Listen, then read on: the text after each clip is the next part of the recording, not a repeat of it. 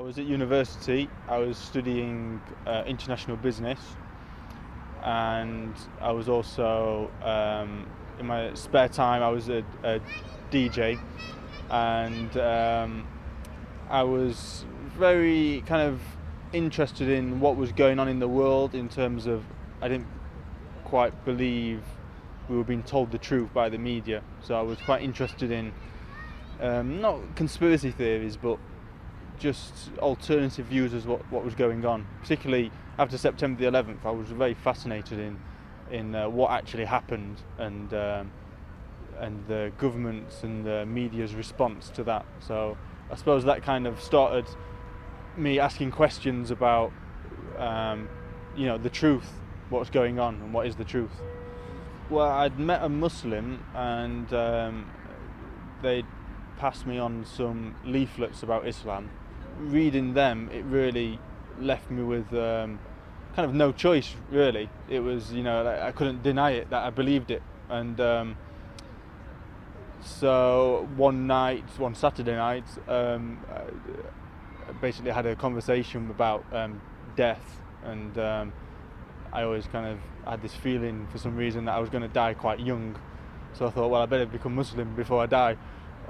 So I just took Shahada, and at that point I still didn't really know much about Islam, except that there was 5 pillars, and that I knew that I believed in one God and that Muhammad was the messenger of God. So I believed that, so I took Shahada.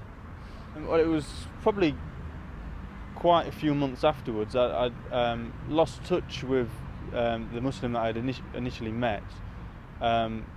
So at that point I didn't actually know any Muslims, and it was just kind of me on my own doing what I thought was Islam, and then I was just lucky to meet some Muslims just randomly at the job I was working at.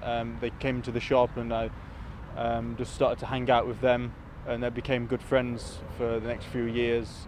They were also new Muslims as well, so I was amazed because I didn't know that there was any other people embraced Islam. So it was just a real blessing, and so obviously spending time with them, I learned a lot more about Islam. I remember one day with my mum saying to me, "Oh, would you like a ham sandwich?" And I was like, "Well, I'm not really eating ham at the moment." And she was like, "Oh, why is that?" And I was like, "Oh, since I became Muslim." And it was like, "What was that?" And since I became Muslim. And she was like, "You're not a Muslim." And I just said, "Well, I believe in one God, and I believe Muhammad's the messenger of God, so I have to, therefore I am a Muslim." So she was just like a bit confused, like, "Oh." But I had it very easy compared to a lot of people whose family and friends, disown them. I had it very easy. My parents were very liberal and laid back, and they've always been like that. Always kind of let me find my own way. So, yeah, very lucky. Some Muslims might think that becoming Muslim is like the end goal, but really, becoming Muslim is just the start. And when you pursue the path, everything changes in your life. And I think also it puts people off Islam because they realise that things are going to change.